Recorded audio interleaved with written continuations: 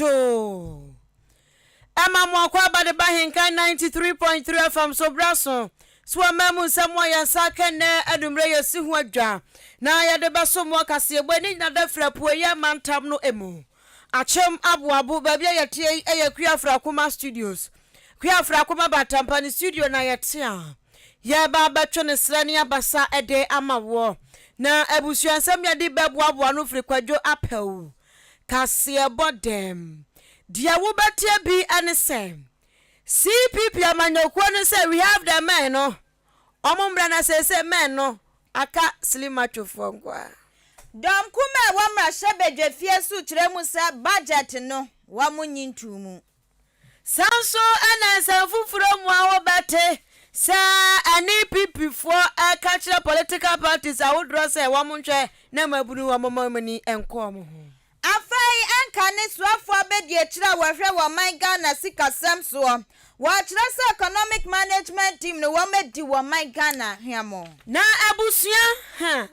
relationship mu nsembebre atete ni atepoi ena enipa befam wa relationship mu na counselor bi e dia baba tu dwa sese ade bi wonu mu na so hunu e wa relationship ni mu a enka se me do no run for your life.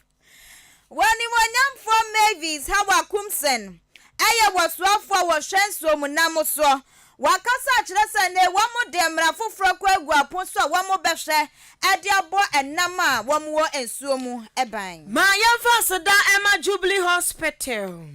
Ochuman Development Association si enkasem bi enchoti Kasiebo mu ubeti ni nyina afi Bimpoma Plaza Hotel ye chanity awasa bi Plaza Hotel saso ana Ahenkan ye fembranya ye dwumedie edoso papa payanu na ebom edie ntino ya no watai wasna wetie sani ahyehye ye no eso etiem afei Ahenkan ye fem marketing department aso yasne na nwumre yi awo sika afemo ubetimi de waje nkyira ba 0594 841044 841044 YouTube and Facebook so ya dem search Ahenkan 93.3 FM near capital letter sudru ha na wode waje nkyira gu bekenkan ede amaw akenkan for wote yenka enumre ayeme afia ampofowa mene mame akia janewa afei abusia kase information centers bebro dionum ni ekire wa man Ghana fana baby apoye mantemo wa matro apetia wo bia etie bie enti wa muso samba yemfa ema wo mu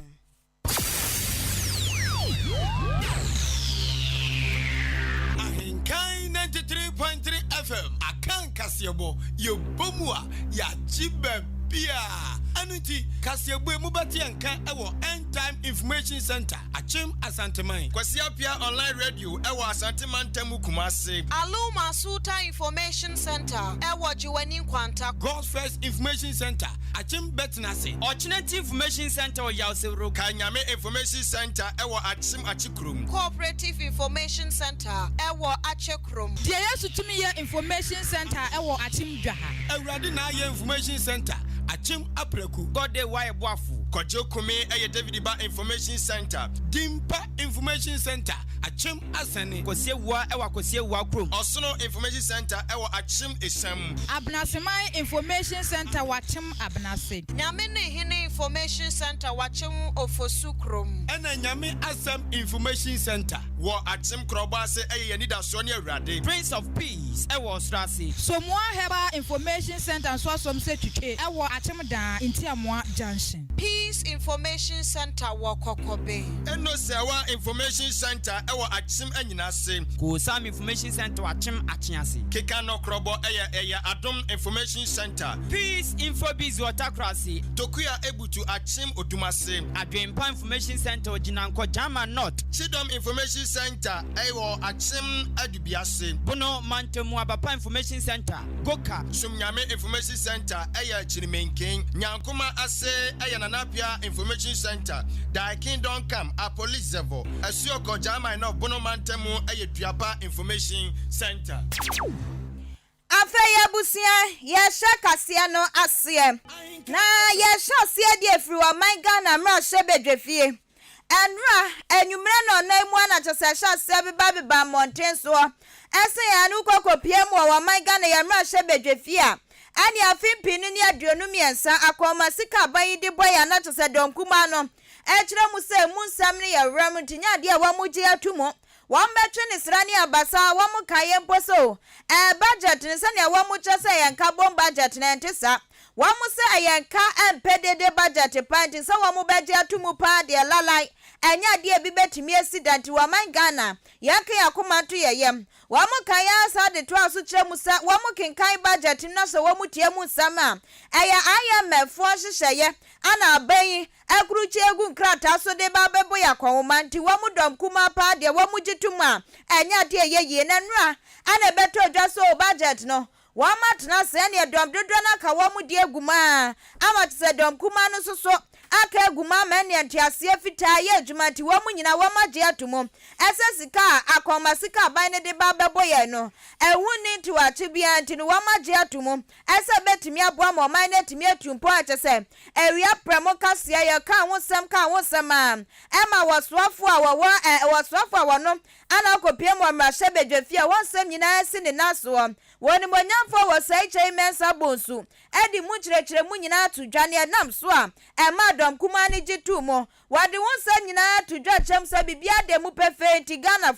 ya moabo ya nwanu se akoma sika ne yempo wo magye atumu de no kwa ne be adwuma na eno na tese na anwumre ya aya dom kuma ba no dani woni monyamfo Haruna Idrisu ade atudwa wo chem sa sansam no wasa ye nkontompo no kura bia ni mwase budget no wa mu dom kuma wa mu nyintumu na nya de so wo begye atumu de biara danemom enho enhyehye no ana tse wo magye atumu enti so bi begira monte so kasai wa mu dom kuma wa magye aya budget no atuma wase ye hodro rather sam enya de no kura bia wo mafisa wa mu dom kuma akura no ade ba kwa wo budget ni mo wa mobo emmonye so aya vat ne aban atumu wa mu se no nya de wa mo preso afa ya debt exchange restructuring ya aban so de aban wo mu se no so no enya de wo mu je atumu ntini nyina wo mu gina wo na so dendendin ya wo mu ekwati asasa sakraya na aban no ebe ye wo budget mu asa na wo matimi age atumu ana wo chem sa enota wo ba bepia mu ya mrahye bedwefie na wo hwa budget ho sensam ho principle ni ade ne wo se wo mutimi je sa principles no ene wo hyehyeye ne timi atumu sa na be ye betimi aboa ma man Ghana etimi akwankan eno na wo mu yeye na sa budget ni mu ankasa mu nsam sa wakika ne nsam esenya de wo befa obi adwuma biemu ene eto wade ba ne ho kra ne ba wo mu mrahye bedwefie eye dom kuma wo mu wo ne titiu wo mu NDC wo so wo mu gina wo mu naso ye pa enya de wo mu eche atumu. Institutional exercise and process of oversight in approving the policy principles of the 2023 budget statement. Let me state with emphasis that the approval process of the 2023 budget is not over yet, and the public should have faith and trust in the minority in exacting accountability and in standing strong with them. Yesterday's decision, yes, you are justified to be critical of Parliament and to be critical of the minority. But the consequences of not approving yesterday's policy principles are even more graver than not approving it at all. And therefore, you need to appreciate what we will subject the 2023 entire budget approval process to. We are not for the 2.5% VAT increase. We are not for debt exchange, debt restructuring, because it's not consistent with contractual law and obligations. And we are for expenditure cap, but we demand the details through a process that the ranking member of finance will take you through. Abusiani aya woni monyamfo Haruna Idrisu wano aya dom kuma no ba no dani na wakasa wie yepe ana okopia mo mrahye bedwefia bedweku aya pa womo ese ba ne yesikasam a womo hwe na se womo ntimi toto ho ene yesikasam nyina brane ene opani ka ho bie Dr. Atofo Sensu na asem tumu a wo chem sa no kure sane opani ni kan sa pepepe womo dom kuma afin pinini aduonu miensa 2023 budget no womo nyintumu na nya de so a womo je tumu de biara de ho hyehyeye ane womo kwakwaje tumu na sa budget ni mu sam de womo bioma no akasan ya je tumu ntanya adwuma no wasenya de BC na ne antia ense na womo chem sa womo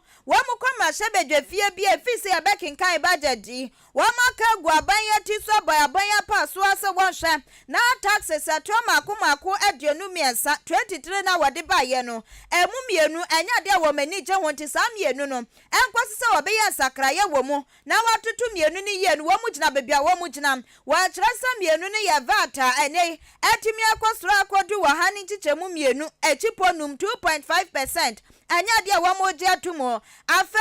11 so enya de wo mu je atumo enti sa mienu isaban ne hwe na watimi atutu ni ya sakra ye wo mu dia wo mu ni ha obia na se ni aban ne so kira se wo no so bebia wo gina no san wo mu so dom kuma no bebia wo mu gina ewa no wo mu gina budget no wo mu nyintumu. Approval of the budget principle does not constitute approval of the budget. So, for the records, the budget has not been approved yet. There are processes. First, there's the need for Parliament to debate the principles of the budget and consider approval. Subsequently, Parliament, after debating, voted on the principles and got it approved. But it should be noted that we in the minority has indicated that going forward, we have zeroed in into certain things that we believe is wrong, and therefore we will not support its approval. There are a number of tax measures that has been introduced. Government requested Parliament to approve 23 tax measures. Out of the 23 measures, 2 of them are measures that we cannot support. Value added tax, and the second one has to do with the e-levy threshold exemptions. On the VAT, our position is clear. We in the minority, we believe in taxation. We believe particularly in progressive taxes. But obviously, in as much as we are the ones that introduce VAT first in this republic, this is not the time to increase VAT. At a time that inflation has imposed inflation tax on certain goods and services, we believe that this is not the time to introduce VAT. Abusiani aya Dr. Atofo Sensu waya ranking member akopia mo awa mrahye bedwefia abedwekwa ya pa womo esi esikasam womo entoto won waka hu bie ne wa kira sa budget no VAT ni 11 wonsensam ninti womo nyintumu Janko yanim ewa enumre nonsia Ahenkan Kasiebo no emo minority force am ho so womo nyintum ade ensu ya approve tie General Secretary Adema Conventions People's Party CPP amanyokuo no eye nana ya dwontoa wode atu dwa ya wo kire mu se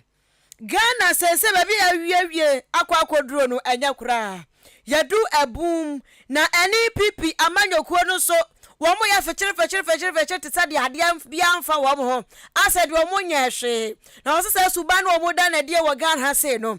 suban bone suban tantan kura se wo no watena se atena otoso a na Ghana awie samu akoni adu sisi a esika samnya na atete apasam se kontebe na wo so tentantan no wo tete baby as wo kwas wo ba emu ye be ni ye fixe was one who she papa and this I fix it and this I grown a woman dear what Ghana has said no na ya John to our 20 south so and one bomb and their chaps are my no francas yet and Miss a woman near Bako woman since we are Bako papa papa no mammy na a crow Crotin. Yes, I said the MPP for Bayano. Okay, can't be once and NDC funds who ye was it a gun has say, and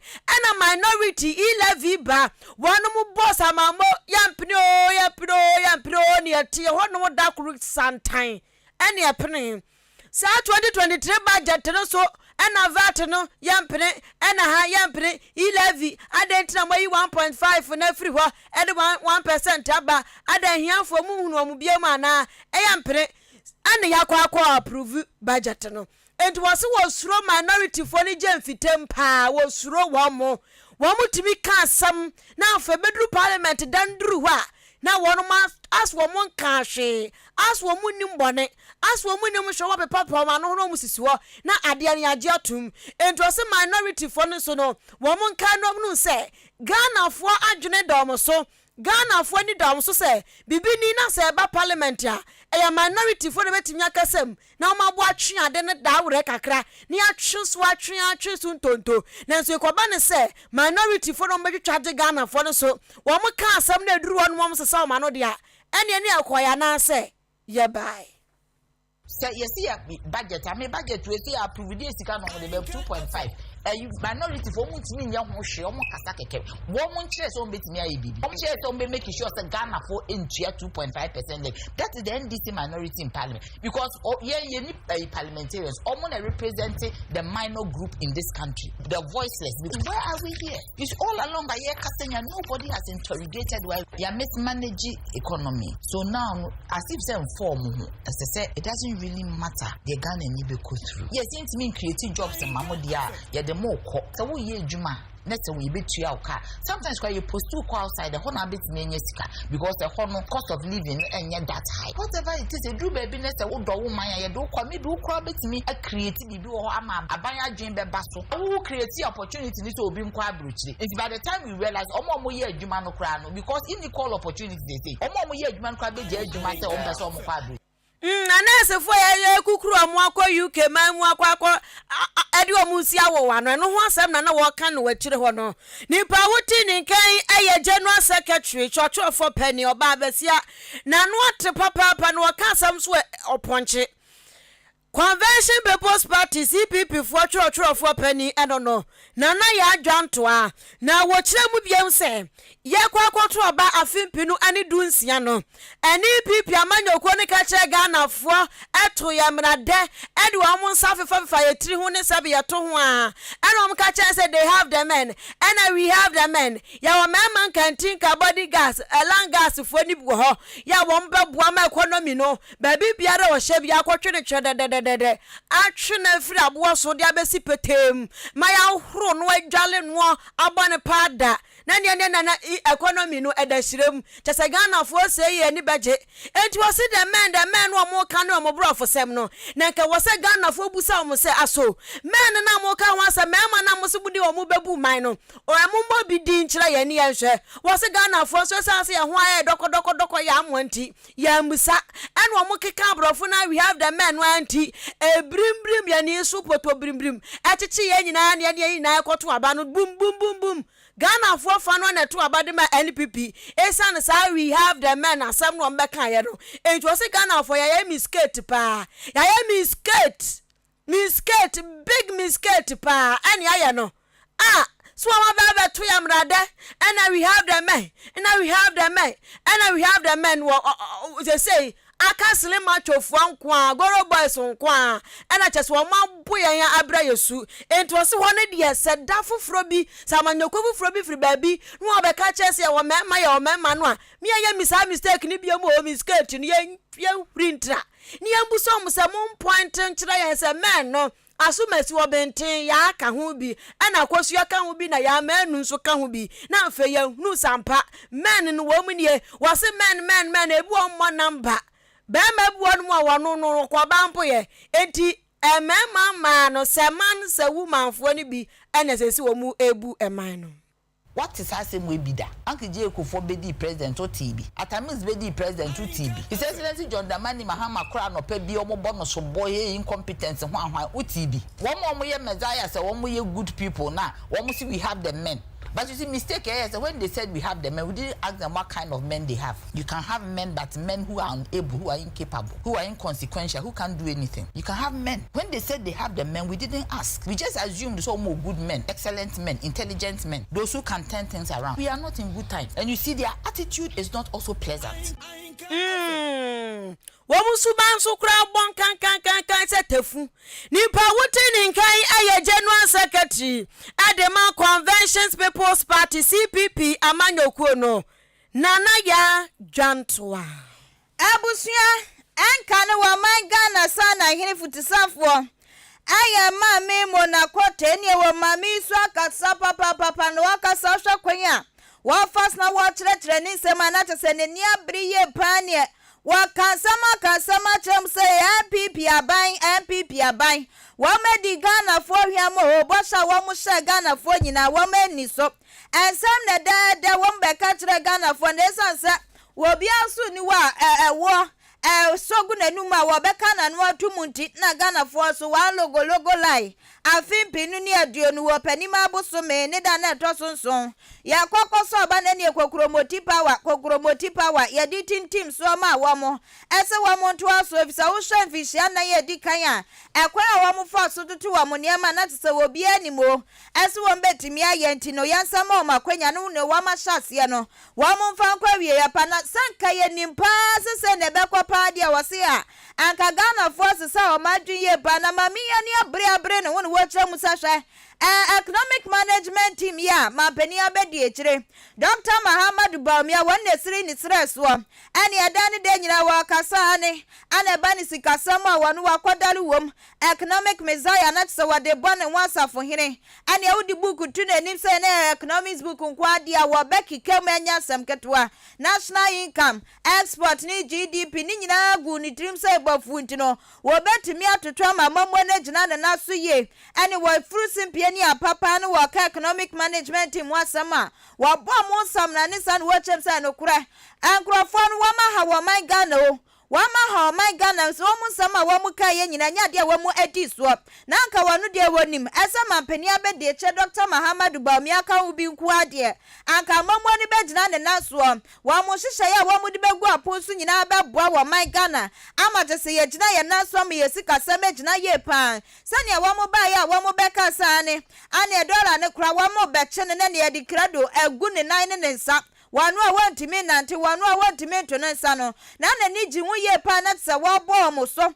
bom wasafo hene so na wo se niama sesam enti se niama sesa dia no eyemo na kote wo kasi superpi esa economic management team no wo mo ne Ghana fo ani ni ye wo mo nsem bi no wo mo ya ne katasumu emu asunti Ghana fo hyeda hu nsem ne mu poten enso ke hu ye ke wo se wo mo nsem no emutimi dida na ne bibia timi kwa atot na obi ahu mu biem Wachasa Osha International Monetary Fund IMF nhihye ya ti ya ne se wo mokọ enso ka wasa mu hihye ni nyina wo mo kinkan ne mako na wo mo kyerɛkyerɛ mu magana fo ati ase enwu se bebe ya kwa na mu aye papa bi be firi mu aba anasa mu aye papa bi firi mu ma ni nyina wo manye ade achi ade se nyina na se wo mu gu Ghana fo so ana IMF ni ye kwa ana IMF fo beba bembo ye moa wo makasem na so wo mu tebebi no wo mo ye katasumu asunti nsam no Ghana fo hyeda hu mu pote na wa mananso wo waka anu wi no se anu ya mampani abedi eche Dr. Muhammad Baumia de anti wo som wade amano na watiasi yasa na hene so woni monyamfo akeno fo wiata watiasi ni so no waka cha ni plane enye plane fa esa na anu jode etwe mu asem odi betu dwa esa ai wa man Ghana ka ye de no esi akase etua ye betua ni kakra efihie du ntem kuranya de betimi etua wie ajise mfihia dunu mekwa duonu esuom ani ebetimi etiewie nti omo de hihye ye gu aposo wasisa debt restructuring program na wa mo kan wasam na nya de ebeboa ama oman ne 2 point sansam ne so no wa mo mfa to baby an wacha sade ba ko ha twenkura ne saye won krofobia wa mo de omo bo oman mo wa mo do omo sika na eba betu wo na sa sika ne sanso de aye adwuma wa mo san ye from investors inti so okoka na ensem ya wakan ye obi di ni sika betu sika krabia enya de wonya nsihu bia wo de na enya de obi ade ni sika beba enti sa ne wa mo ye no so wa mo sanwe hu mienu an wacha sa hwe sa debt exchange kura no wotnas na wutie mu nsam na de papa bia ni magana fo wase hwi ni makoya se tontoro hu deda na ye hwi ni enti sa niema yi nyina enkenfo ano wase wo ma ha Ghana fo papa sa ni manim ya wo mantna se atoto wo mo niema ye na chese ne ekoso no enu an wo begu so ye de ne wo mote ana Ghana fo ane timamu fo wo mamu wa ma hyase atintesu kokko ade a kira ban ti sa ban yi mpene wasem na obesa wo man ne entu mpon a economic management team no wase wonye bibi mfa ho at this point, I really have to say that this economic management team has failed our nation miserably by being so opaque, not being transparent, not discussing and informing people exactly what is going on with the IMF program, what is entailed. We knew that they did not pass the debt sustainability assessment requirement, and we kept talking about debt restructuring and that it would happen. They kept saying no, and now here it is in a form of fashion that is so asking more questions than giving answers. So at this time, although the structure may be viable, it's in a context of a no-win situation. Many people asking more questions, and I'm not sure that the government itself is guaranteeing us that this aim will result in a turnaround for the nation long after they have gone and left Ghanaians in the dust, because 2028 and all those years that they refer to are years by which time there'll be other ruling parties or governments in place, and they will be gone. The nation will have to bear the consequences of their mismanagement, and they coming up with solutions that they have not discussed thoroughly and even thought through properly. Abusiani, I former Deputy Finance Minister, O'Reilly Mona Kwate. Communication team member Bakwa Waka and EPP Amando Kwono Ahwo. Eye Owura Eric Amwakuchum. Wadi atu jawase sese no. Emabuna wagan haubo omudia na ankwankwa ya unemployment na ya papa keti amwanda samu akoka se mabunu titi se kubeti. Jase emabunu di aswo bia afo amunya boge no wadi omaya soa wagan ha se. Ya fa mabunu nya hwe atutrasam awurukasam de aha ene yanko fa mabunu no. Enti wose sabra no asi apon sa do se ebra duru so no ayebra e wose amanyoku ahudro wo Ghana se no wo mo mani da ho na mo hunu se emabru no na ya ade bi o betimi aboa ma se tete wo mo kwampa so a wo betimi abehwe no man kekere no atimi atumpo akonanem. Owura Eric Amwakuchum atwani nsam so ene wo ba mane achem se ebra so sa manyoku ahudro wo Ghana se no wo mo hye ade akutu metakade asafata ede hye emabunu ni mu akade no nyase bia kotopan ma no ana se koto ankure ma no kwana koto shu ma no da bi moku se wa guarantee ariabo da bi wose eyenim de ena wose amanyoku ni mpanifo mo manyinya topefo na e wo amanyoku ahudro mu no wo mo hye enkwada no mo so ebo amanyoku ni mo no mo nkyiro mu nyansa no mo nya mo so amfiri ho enti wose knowledge ehia pa so mo obi nim de ro ehu ehia no ti wosre se obia mo ne ho so amanyoku bia wo bia bo ho so na emaburu mo dididi mo na ase no Munhwe na munkyere mo kwan papa no na munfa ade bi nhye omumu atu ho ache honhom bi nhye omumu ahoɔden ne akukuduro bi nhye omumu ne sai so beboa ema Ghana afa ne to papa afra woto ne nsam so no ɔkye se obepia mo Ghana ha se ya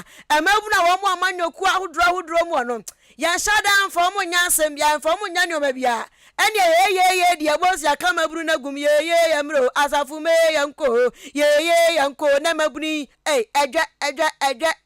ni ebu ya pa wawuro bekura kwanti ma na ekura no na kyese ahometew enti wose saade no ewoso mu yifiri ho na afa maburu na ewo sa MPPO se wo NDCO se wo CPPO se wo PPPO se ye gumo se ye kura donko GFPO emaburu na wo mu no ewose ye kire wo mo nyoma papa na dibre bi betomu a yemfa ma maburu ni bi no wo so nye wo so ba pie amanyoku bi mu no na youth organizer wo on 100 years youth organizer nyamfie 65 years wo be hwemu so no na youth ankasa mojamnofo ni bi gum nanso wo mo wadwen bi say youth fo de tutrasem kwa youth fo de wo mo do mo camera enti ya pe youth organizer kra no a yamfa ma we ya pe youth president yamfa ma we wo se ni nyina ya dwune bi a e wo se ye twagu ohun eya cake titilenu edoso sisi ensua na mafoforo na yenka emaburu no so embra amanyosemu na wo mo so ewurawuram no mo wurawuram no mo sua ni ye beboa ema Ghana ya tete ye ho na afi yakoyanim ewo mpuntuom.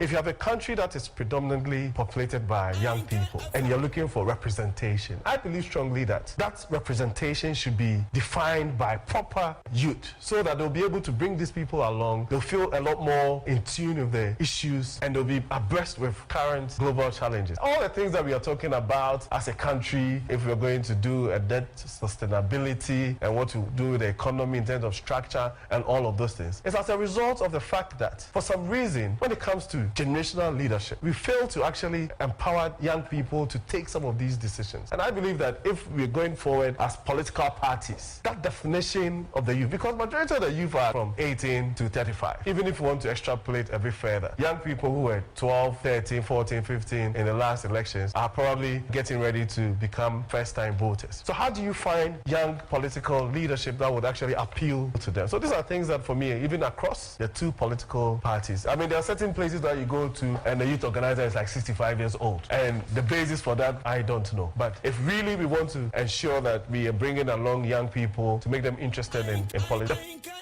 Nipa wotini nkai ayankitaundia ni bakwa wawa New Patriotic Party NPP amanyo kuono emwa wakasa edema kuono owura Eric Amwako chum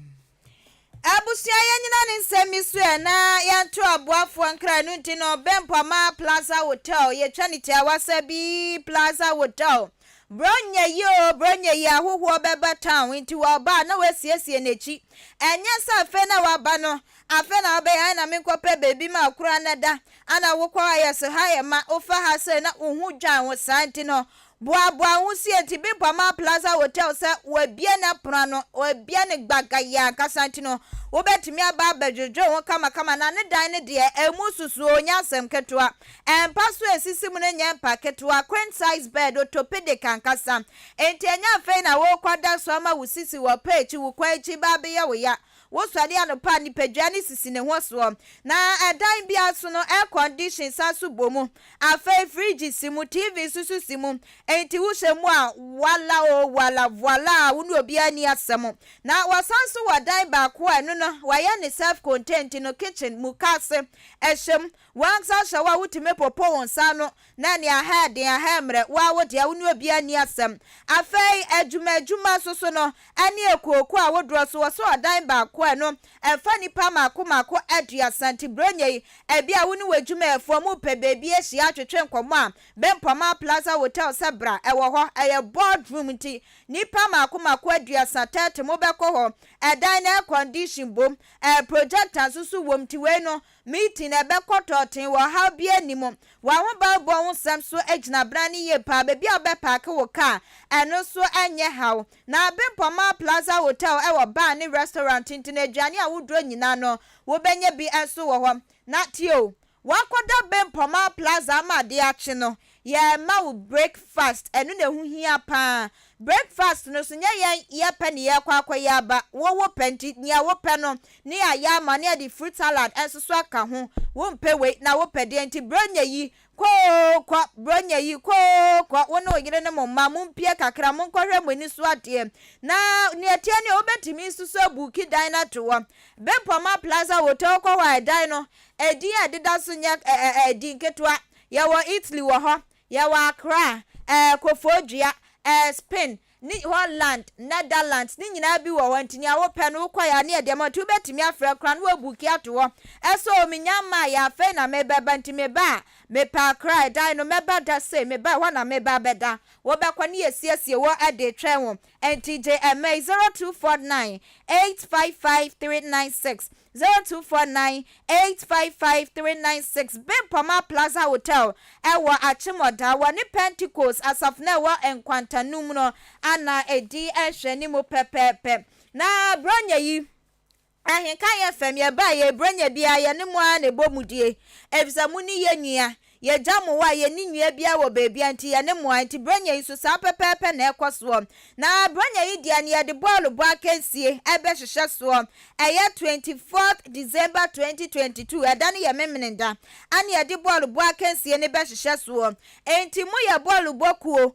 football team football club na mo wa achimodan ne potem anasa achimasa blog yi mu wo mu bie mu ne bobo pa na wa ba Ahenkan FM ya so ye ha wa ba be peke wo forms no ye free ya nye osempo ya nye uteku o peke na wa chiro bo ani din ne sama wo dre wo so no wa yi ni nyina no kama da ne duru wa wo so ba be si akansie ni bie na ehyehyɛ ya da ho ehyehyɛ ya da wo ne sɛ wa me peke forms na wo tena se eya wo ne wo chena na sa eda 21st December 2022 eso senkim sa da ne ye wuku ada wo ba forms no enya ade a wo benya bi nti wotimi nkan ya bra na ebe uche wodi akansie ne bekoso ewa aboabo sakasaka park ewa ane ye de ball bo akansie ne be hyehyɛ so na ye bobo ne memini da na wie no ne ejoda ne ye 26th December Boxing Day ye chade eno so Ahenkan FM ye ne ye nuanom eye ejanka ne awisia ye kan ye ho abom ne ye di bronya no wa aboabo da background enya sem ketwa ye de sede ebe show mafrum e papa pantinu betimi aba be ye moa ne awuwo bia no betimi di aba be so yasne se ne be ya dan dura ye be hwe na ejanka wo mo so wa mani agi ye panti wo wa moa bia wo de be boa ye ya no wa fra ye wa emai so 0244 290093 0244 290093 anasem 0554 171393 0554 171393 do fra krana ye betimi aba abagie na yaya ne sa wie no branya wo ton wade wasi yetimi bo hu dawro ema wo nkra bia wo pesa wo to no yetimi ebo hu ensu dawro ema edwadie wo wei akoya sekane a wo so adisi dam de ade hata so nya de obi abehu enti wo so na ode sika na adua so na ode sibe pos na hye wiase afane nyina wo bi ehu bie enu ti na Ahenkan FM yese brane mo wade tonde hu dawro ema won kra ne yentoma se boma aso empempem ana etie ye wo my Ghana fa na bebia ye hyehyɛ ye no so no eda fom ye pa ebebo ama adwuma etimi etumpoti from marketing manager ewo mai so 0244 290093 0244 290093 afei Jubilee Hospital se menkan cho se wo yare ho dodo wabra ho na wonom ebesa yare ye ko fashion kura ma ho ato enu nti se yade ne ya kura nko wankasa waka cho se ma kwa enko etuwa wo de chronic disease ato ho so me so da bi unyanyame unya doctor no wa declare ho sa bra Jubilee Hospital na doctor wontu yade na se da kumfama yade ne ejina so 24/7 apre wo nkwa ede ama wa doctor fo ni nim de ti won be hwa ye ne saa won se yade ne bo no ma so ya joto na ya joto na be so obi abehu ntwuo mu a ene ya Jubilee Hospital be bo wachi dom ya wo private rooms wo hoti ene ya onwa asa wo da ho na ya hwe wo kama obu akra wo kwa wo so ase me pe private room na magema wo you see is ya kwa digital ti we ase asesa masisi ani o mebebira asesa enya word ya just obu ope privacy oponu nkwane privacy wahu enu nti mo am privacy hu hia mo se mo nkwa mo hye baabi won pese obi abehu ntwuo mo no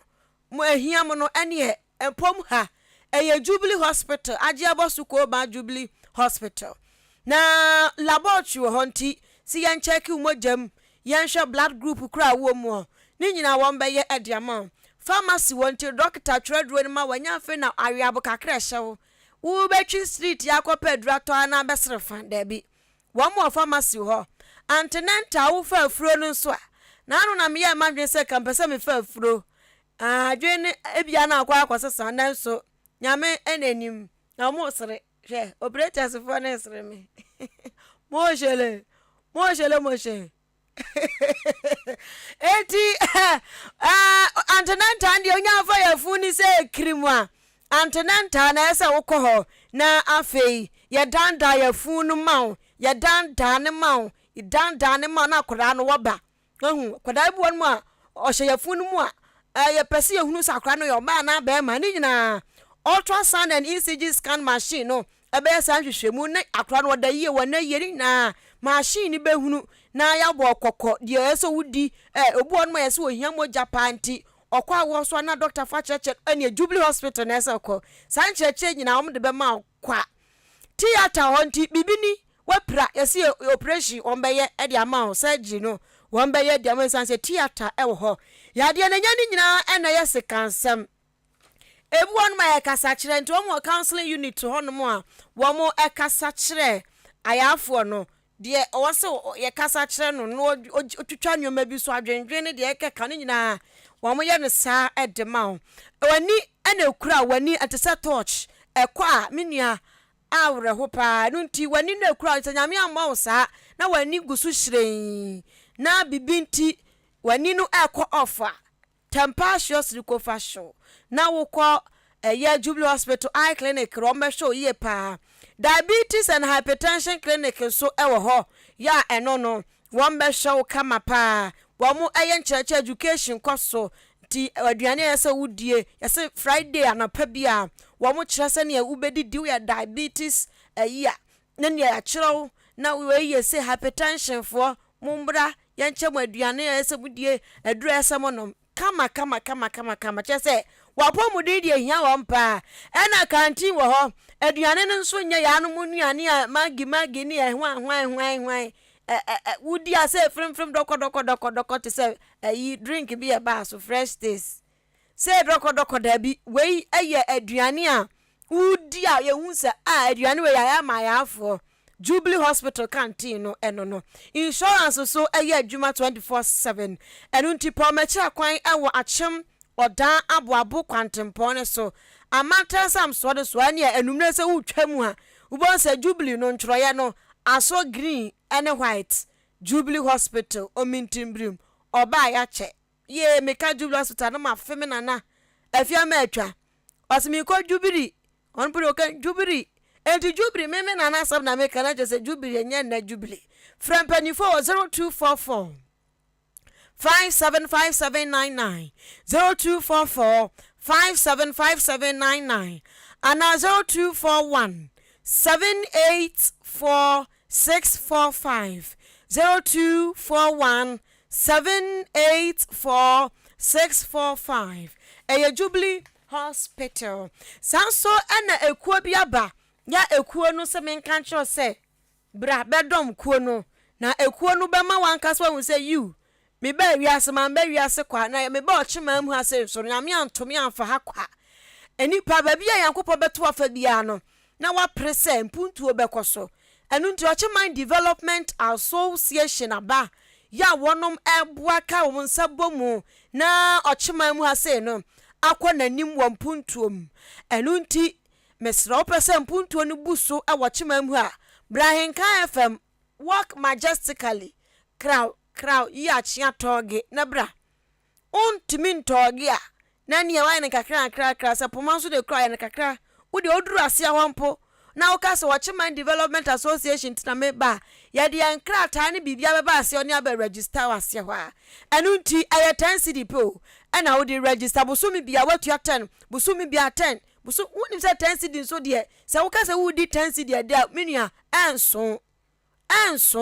enti wo te baako now the two busum bia te 10 cedi now the two 10 now the two ya beti ani no esan se nya nko na ye nipadom ti no we de ne de ba we ne ye kabo ma na ye boa eno no ya de ya puntuo adwuma emeyeye eno nti no ye 10 cedi be register wa Ahenkan FM ba wontimi emba ene ahomatrufo ya mede be ma wei na wa fra ye momo line dada enti mu keka wi ate se de oba ebe ma hia oba no mo keka enti ase no ba beti aje asimimu na chese something dey for corner rado na chese ni o ma akoso wo mo te de enu nti we no nya fra ni wie ya pe mo te de no wie na wa pia 10 cedi no atum krom na ya dia register kama 0594 467 029 0594 467 029 yerade nse mo na mo sri ni pasa operators for mienu Mario abusia ya tuwa kasia no aswom na mrasha bedwani owo ewutu senya east empeswa eswo wanu kroya na woyeswafo a wohwe eye ensuomunam eso woni bonyamfo Mavis awakumsen ene mami mekai empre bia bedwam ne wonsam ba ye papa wakotutuo wasene board guide afede tom wose wonu ankasa ode bone ho ba ye hunsem sem bebre na mami akasa kire mu se yenwane mu afarefo a wamu konsuo so ekokọ yi nam no bebre na wo wamu kwa na se wamu nam kwati kwan so ekwan a ensem fata so na wamu nam eyi nam no ene obi timi kwa na chese DDT wode akwa kogu nsuo mu ka so openam ni bebre wa penam ni bebre no wade aba anu wa chese ne wam so na ni abri ye papa so want na senye hwehan na atase sa kwan mone ne yamfa so nkonko yi na DDT ni adi gu nsuo sanso ekuro ya so yade ye ne ma bebre sa koni peduanim anam ni kura ye DDT ni kwakọ yi no ya ba ye beton ye ton susu a ye di koye aduane ne so a koni peduanim ni kura kan ubi na ma nei anyarewa a wodura do so ne ni peduane nyarewa na dukuru ni se ya tamsa no kromoawa ha dwuye panti wose wono ane Ghana European Union ni wa makomo bomdo wa montoma abanu ye papa de emra wodura gu aponso a wo mo ba behwe esa illegal fishing wo betimi abran wo masia no enti sa mra no ne ebe ye nie wo mra ne be so mu se wo ye illegal fishing wo fa kwan mo ne so ayi nam no ane mra ne betwe waso ye pa wo chese enkitahudi a wodo egusu kwaso a chese Ghana European Union afa International Union so mu nyina ka mu wabomu ana tsa wo mu twra emra ne timra ne de mu sam wase adosu ye pa mu so edin ya samra ne so mu a wan kasa be fa hola na wato ne samson wo chem se hwe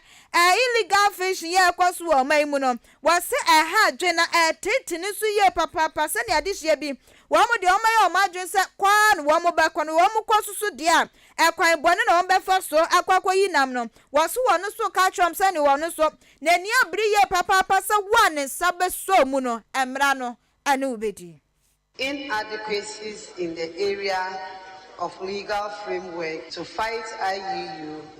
in international obligations of which Ghana is a signatory. Illegal transshipment at sea of large quantities of undersized juvenile pelagic species between industrial trawl vessels and canoes in Ghanaian waters. Expired Marine Fisheries Management Plan 2015 to 2019. Expired National Plan of Action to Prevent, Deter and Eliminate IUU 2014 to 2018. Deficiencies in the monitoring, control and surveillance of the fleet. Sanctions imposed on vessels engaging in or supporting IUU fishing activities are not effective and not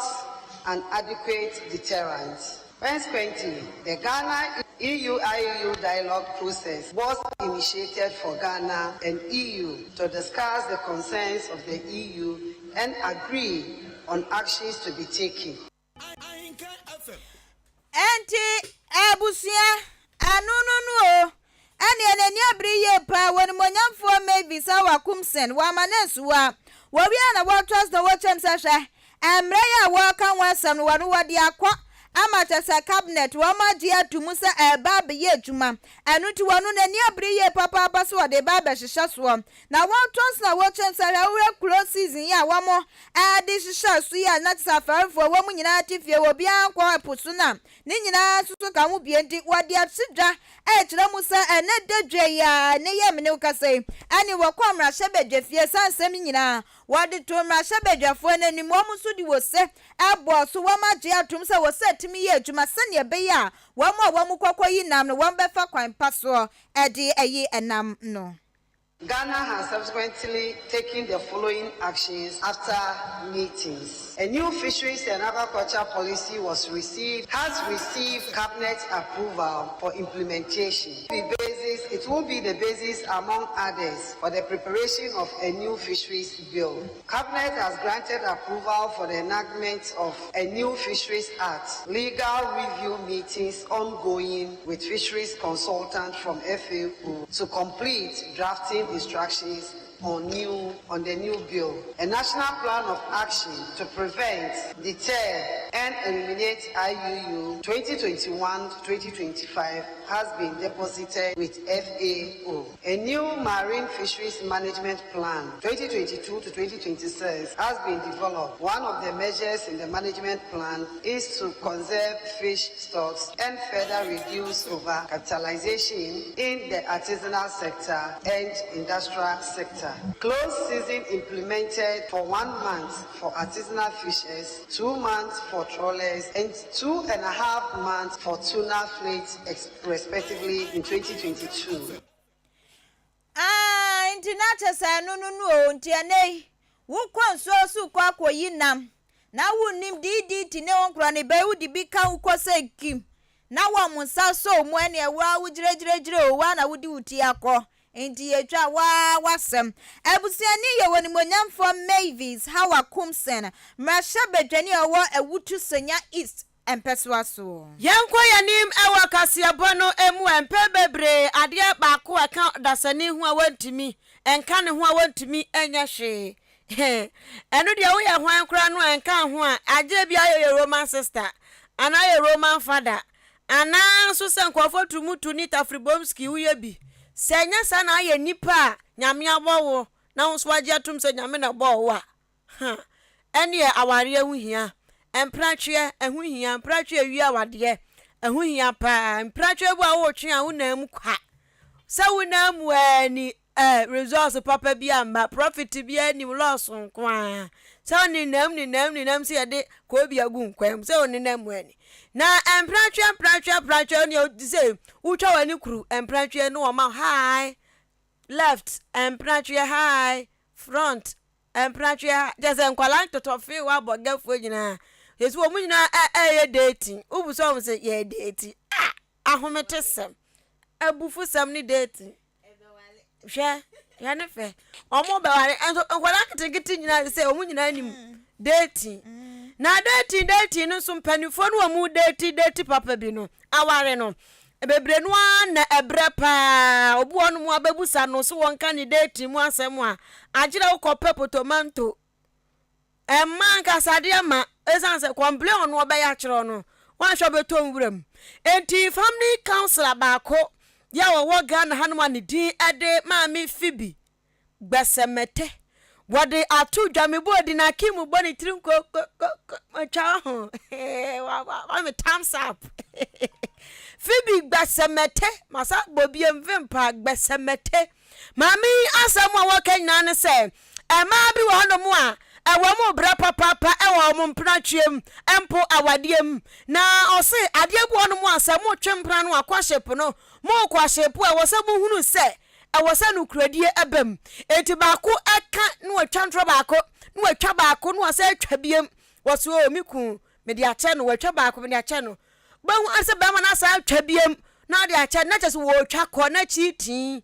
ene odi bebu kon bahu no ne ya mansa nam akosio manu so yo ban so bahu no ne kwaku manu nam no ne ya matin enam na wone ya Filemon enso nam chesa hometeo enti wo se mu twempra no aso obi twempra e wo so hunu se gidie hu hia nipa no nyaa se wonje wundi biemu a na eya yeka enu nti wo se gidie ya de bia hu hia pa e wo empra twem enti so oni obi twempra na se nipa ne gidie no eya ne sinto a e wo se wo hye ni nkuran na wo kasa kire no se wansasa de ne run for your life penkuruma pa tototo ni bi fafa onase na start gidi running away nobody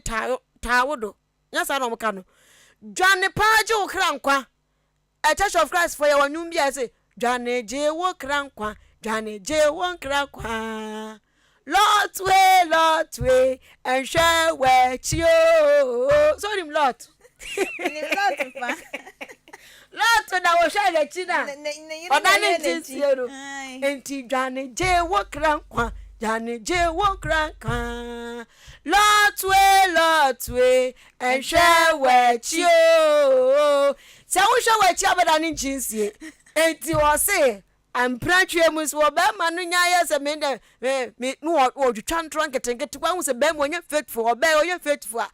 Jani na sa obeku wo de kotokuro do pa de anu akum ni bi or the 2 mri mu abete koshi entwa entu ba bransa no wawu.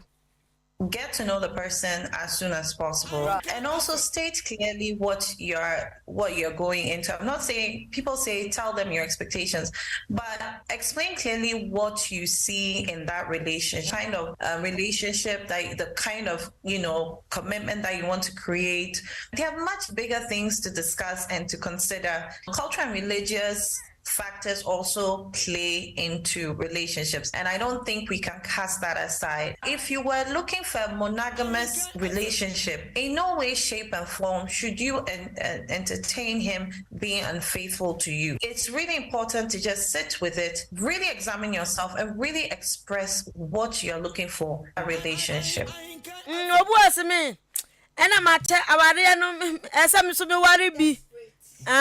Desperation as I did in say cream. Obaqua bosom pion. I bet nephew. Memma Casawo. Omoni or bat and I say I am prantry a woman to meet Nasia steady or Barney Sunny and is soon in the bind to him so. Or by a mini word, you have a car 1 10 crown and a or the better. Oh, yes. Anna, Oma carrier who said, as soon as it yo, medieval. Or the better. Then so make us samba kumunti ye. Eh, yes, council.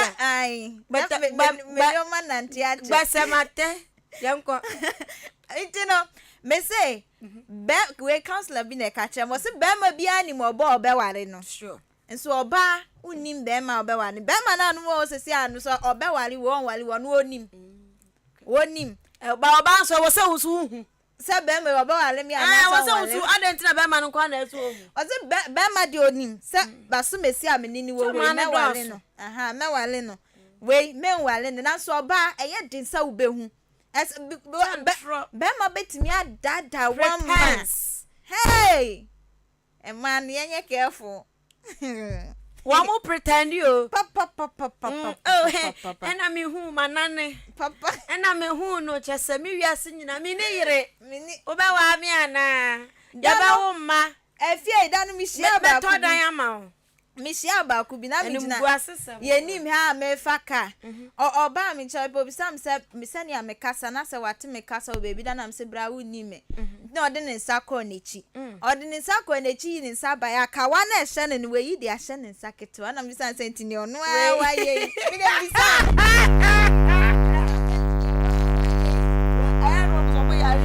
Mom, that be mom walk over here and mom will disappoint. Eh, diabo na say. Ana chino. Obi to me who oba no obese ne pa. Ai. Wo dia mi ka gidi no aso mami so. Saka wan wa sha ma che ne nsa no. Ti age so di nsuo na wuro. Na da mo be na mo sa bete afri wa ka ho. Na asa. Faithfulness there yeah. Munya medon ye mabi wo ha e sha se free prantwe mo red flag enya so sen kim na wan twe ho na oto aso medon. Na ma bonyom na che. Hey! Operator yes. Pokuya yes and ye bi na. Come here san grass. Pokuya asem na kare pokuya na sa say. Maka wa asem o. I was at 20 be so. What? Oh. Just me nyanka. Not just a red flag no nya hu ya. Twe Wan twe na ya me. I guess if I want to move.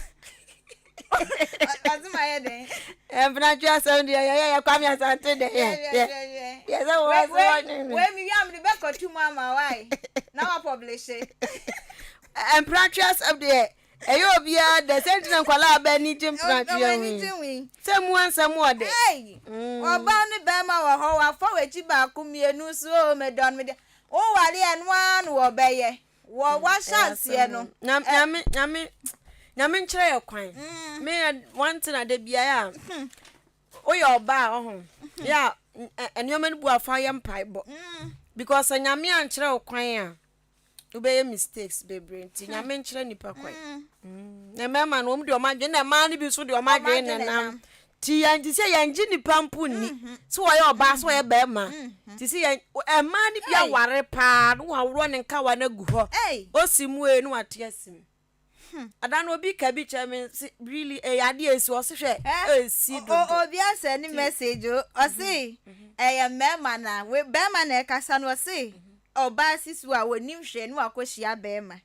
bema ni so mepe o mewale no wadada na ni wagya na sim na wakohia foforo the same adekromenti e ba ne sa pe na oba akro no ono so afa ne ho adwo so sa na motie na mi so meye mu bi gumbe show nene obi agbengben ye ti be pempem sa ba no so enye udi anu so achi a wan sha be no wa se wo record se ne obi di ne ba akoma obi amana hwe na de ne ya hwe we ya ni hwe enya fine o man mo mi asesa na mema no mo sesa na man so sesa aden ti so ura afia na maka say Church of Christ for yanyomo no dwaneje wo krankwa dwaneje wo krankwa lotwe ehwe wechi o uhwe wechi abeda ni red flag na ehwe wechi dabi kote SMS buza mefa SMS entwaso na we adine dia ba ye bo Samuel ye kan ya chenye ya na mu dia chenye ye bo Samuel say Ahenkan you are too much Kasiebo ni didem anya sem K20 no wa chia ne mame agata okran no officer wo mu nyina wo odam morning star Kasiebo no edidem wo wa anya sem K20 na srebo edi Free Democratic People's Republic of Achiase ana wacha session 1996 campaign ekoso NDC amanyuko ni so one beye kwan afa de wie ye wose mampani na nadodanko akufuado otisi ene ne MPP fo akofuru simpie ni apa na ombisa Ghana fo say one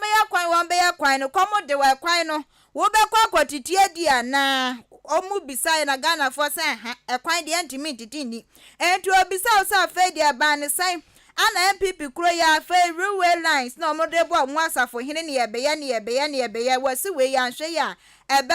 koso antina eyika osi Ghanaians we have short memory yan ka hwe ana wono so de abama me fa we encha etuo la posta di free achimboche ana wode ose Kasiebo ni didemuti wo chia opanka spanky ene abusuafo ni nyina ose ne maame konofo anti araba wo mu nyina ewo achimbocha wo mu etie Kasia no wesisa Kwame Taylor ya study wate aze gwana dia dia say asem ye ka etwi no si watwa nkofo ba miensa bia di watwa matum Kwame Taylor de minim so obetwa madi Kwame Taylor ntano ya Kwame Taylor twa me di o se afia me mapamata so o de Taylor ntimi de minim say o ye Taylor na Kwame Taylor de me de atade e ba besin ne afini Kwame Taylor twa me di wan fatare number ti u de tana ya asem ye ka nyina Kwame Taylor asem Kwame atade ma ye yan so mpa bro nyan famata de meje matade za wati mra na aba no wa mampa matade na yes betimi asiu ti Taylor for Ghana so emra wo mu o nyasem ketuwa abusia Facebook fo nyina so ya damase se mo de madwen kire eba ye bre no ye bre our time is time enu ti ye ko no bi enso aba ene anumre operators mienu operator 1 eye